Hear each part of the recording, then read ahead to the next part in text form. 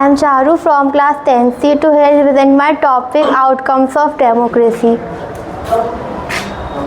तो की टॉपिक्स हैं कि हम डेमोक्रेसी को किस तरह से मतलब जिसके आउटकम्स हो कैसे देख सकते हैं, फिर accountable, responsive and legitimate government और इकोनॉमिक ग्रोथ एंड डेवलपमेंट। फिर है कि जो डेमोक्रेसी है वो एक बेस्ट फॉर्म कैसे है गवर्नमेंट का। जो डेमोक्रेसी है अगर उसको कंपेयर करें दूसरे गवर्नमेंट के फॉर्म से तो वो एक बेस्ट फॉर्म है, क्योंकि ये सिटीजन्स के बीच इक्वालिटी को बढ़ावा देती है और जो सभी इंडिविजुअल्स को इक्वल अपॉर्चुनिटी इनहांस कराती है, और जो भी डिसीजन मेकिंग होते हैं ना उसमें मतलब जो भी इम्प्रूवमेंट होना होता है वो कराती है, और जो भी पीपल्स के बीच जो भी कॉन्फ्लिक्ट्स होते हैं उनको सॉल्व करने का मेथड देती है, और जो मिस्टेक्स होती है उनको करेक्ट करने का एक चांस देती है। फिर है जो डेमोक्रेसी होती है वो देखने में तो मतलब उसके जो प्रिंसिपल्स हैं, उसके सिद्धांत हैं वो अच्छे होते हैं, लेकिन वो अपनी प्रैक्टिस में उतनी अच्छी नहीं होती। क्यों? क्योंकि जो भी इंटरेस्ट ऑफ एस्पिरेशंस होते हैं डेमोक्रेसी के, वो हमेशा एक सिचुएशन पे एड्रेस करते हैं कि जो भी पॉलिटिकल, इकोनॉमिकल और सोशल प्रॉब्लम्स होती है वो सब डेमोक्रेसी से सॉल्व की जा सकती है, बट ऐसा नहीं है। अगर हम इसको इस वे में देखें कि जो डेमोक्रेसी है वो सिर्फ एक गवर्नमेंट की फॉर्म है, वो सिर्फ कंडीशंस क्रिएट कर सकती है कुछ अचीव करने के लिए। जो पीपल्स हैं उनको खुद मतलब उनको खुद एडवांटेज लेके उन कंडीशंस के देख के अचीव करना होगा उनके गोल्स।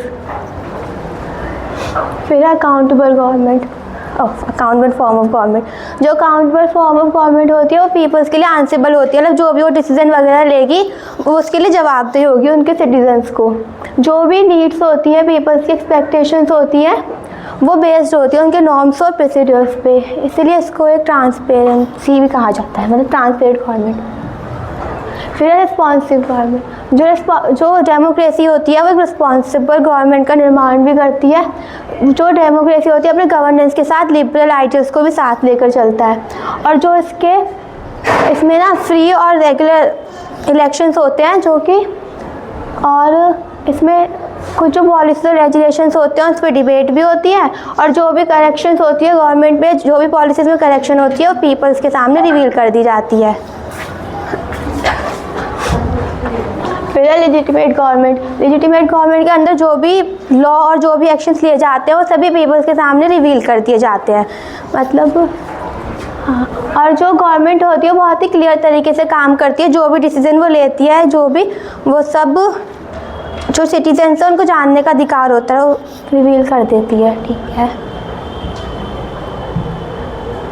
फिर है डेमोक्रेटिक एंड डिक्टेटरशिप गवर्नमेंट। अगर हम 1950 से लेकर 2000 के बीच तक के 50 ईयर्स को देखें तो जो डिक्टेटरशिप है उसका इकोनॉमिक ग्रोथ ज़्यादा है एज़ कम्पेयर टू डेमोक्रेसी, और जो डेमोक्रेसी को मतलब हायर इकोनॉमिक ग्रोथ था अचीव करने के लिए ना मतलब वो कंसर्न भी होते हैं इस बारे में, लेकिन ये सिर्फ एक अकेला रीज़न नहीं होता कि डेमोक्रेसी को रिजेक्ट करने के लिए।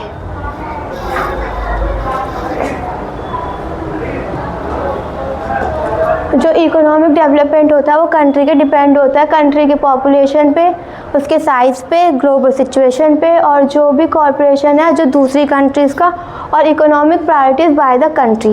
Thank you.